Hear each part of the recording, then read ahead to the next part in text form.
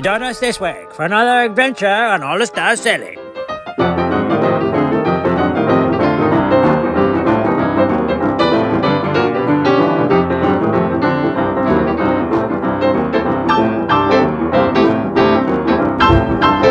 Hopefully everything's been switched off.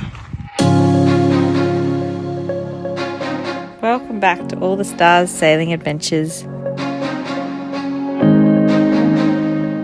Join us, Rachel and Jess, on our Cavalier 37 All the Stars as we live and learn about life on the water.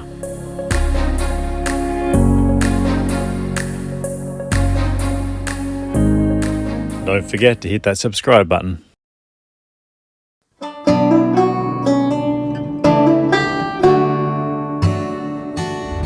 So that's Gladstone in the background.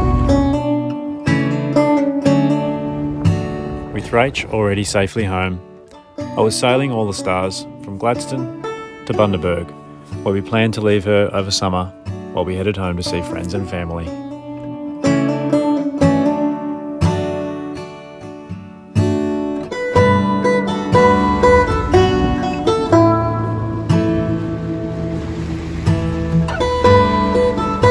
Running under main and a bit of motor because wind is square behind us. The thing I've noticed is I've got about 8 other boats, mostly cats from what I can see, also heading in the same direction for anchorage at Pancake Creek, so I can't imagine I'm going to be the only one in there. But yeah, looking forward to getting back into Pancake.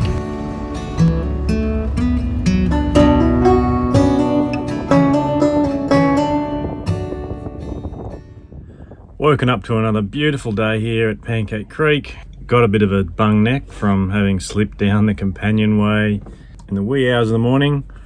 Was quite half asleep and slipped down on a tea towel actually. Got to figure out a way to get the dinghy in the water without putting too much strain on my neck while I winch it off the deck. And then yeah, gonna get the crab pot in the water, go for a wander.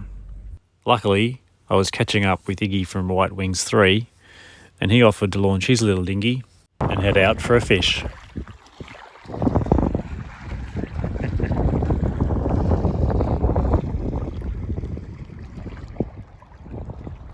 As the tide's coming in, we're fishing on plastics and hard bodies, trying to get some flathead. We'll see how we go. So fun, no luck.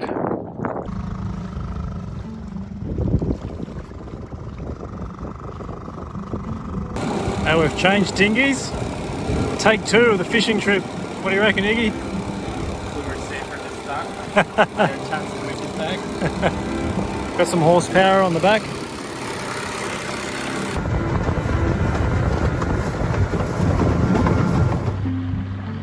Got a big bait ball over there.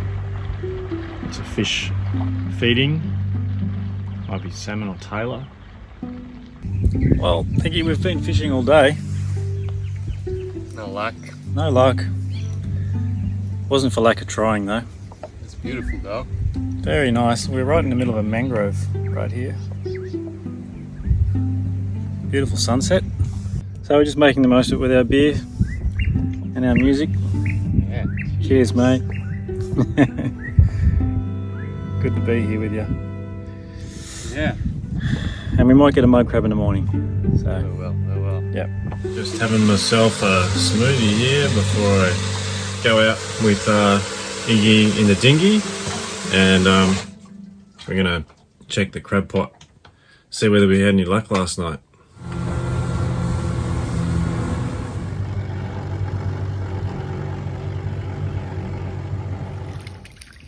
Well, I've just pulled the pot here and looks like we've got ourselves a thumping mud crab. Just a wee toddler. And we've got a couple of little tiny bream as well, so the trap did work, but it didn't work quite the way we were hoping. So, but you got to be in it to win it.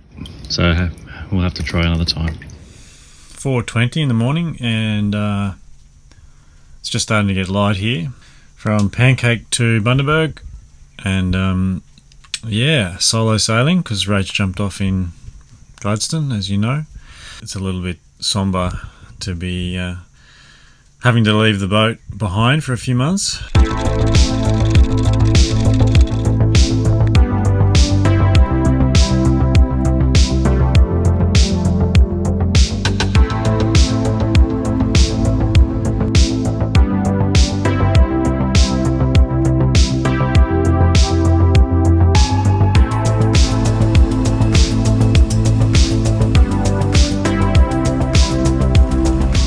I've got 2 lines out, trying to increase the odds, catching a fish.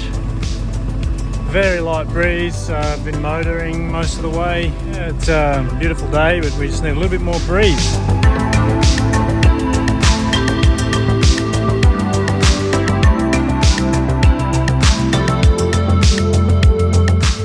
Thank God I've just turned the motor off. It's 11 AM. Still a magic day. So I've more or less got the boat sailing itself. 10 to 12 knots. Autopilot's handling that very nicely. We've got wind on our beam. Boat's trimmed. I've got 3/4 of furler out in full main. You know, I'm just sort of minding everything, just keeping an eye on anything that needs tuning. But other than that, boat sailing itself. We're 3 hours earlier than calculated to get into Bundaberg just because of our speed. So we're doing 6.6 knots right now. And that's good, it means we'll get in there with plenty of daylight.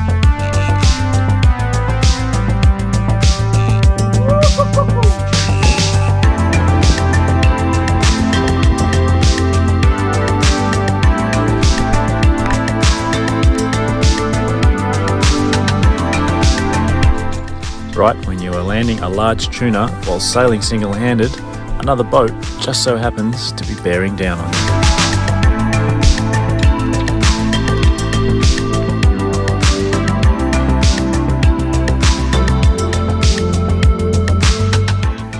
Yeah, the vessel in front of us was very close when I finally got the thing on board.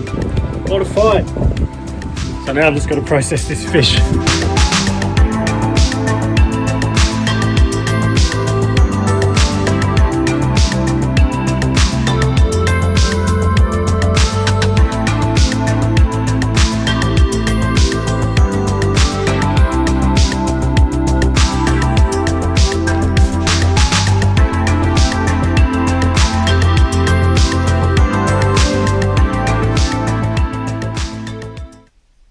Beautiful tuna.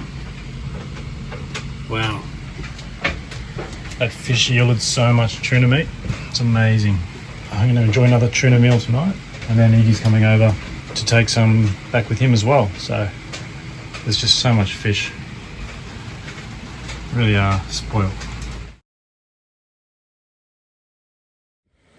So it's the morning of the haul out, the planned haul out. And it's been raining and galing all night. The wind has been howling all morning. I've been awake since like 3 AM. But I just spoke to the marina guys, the yard guys, and they said that they agree with me that it was pretty crazy to try and pull the boat out right now. So we're gonna wait for a break in the weather. Well, hopefully it just improves by this afternoon or tomorrow. But to do it right now would increase the odds of pranging into the lift or into other boats, so just got to sit tight and wait and see. Now, so much for moving the boat today. So she's just been lifted out this morning.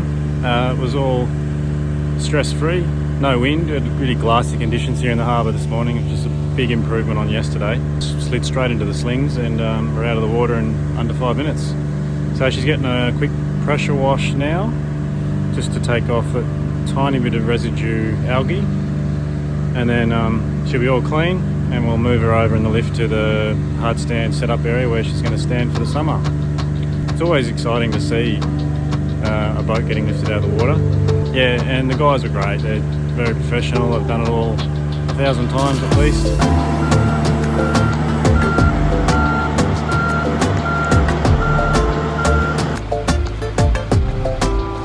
Alright, so we're up on the hard stand now. Boat's all set up in the cradle, and before I leave the boat, I want to, just a couple of things I need to do to prevent water damage inside. So with a keel step mast, the mast comes down and goes all the way to the keel. Rainwater, depending on which angle it's driving in from, gets inside the mast through halyards and other things, comes down the inside of the mast and will collect in our bilge. So we have an automated bilge pump which should turn on if water level gets up above about 2 inches.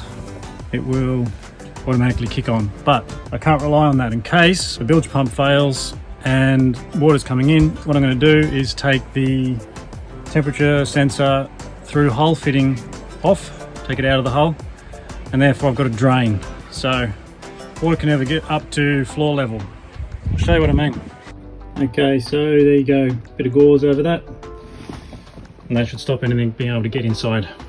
See, so there's even a little bit of water in there since yesterday because I sponged that bilge out. We had that torrential rain, so that's an example of how much water can collect. I've got about 40 mil of water in there at the moment. The other thing you'll notice in the cabin at the moment is I've got all the fans running on low. Increase the airflow inside, and I've got the hatches slightly open. You can see this one here is underneath the dinghy, and then the inside of the hull can ventilate really well. So as a precautionary, I'm just going to spray all the fabric surfaces with a eucalyptus oil spray, which is an antifungal, antibacterial.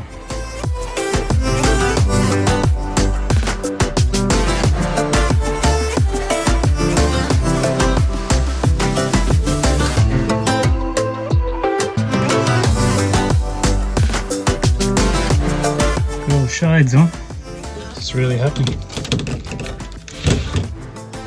All covered up with shade covers. Hopefully everything's been switched off. So I've got so much stuff, I've got to carry it in 2 loads.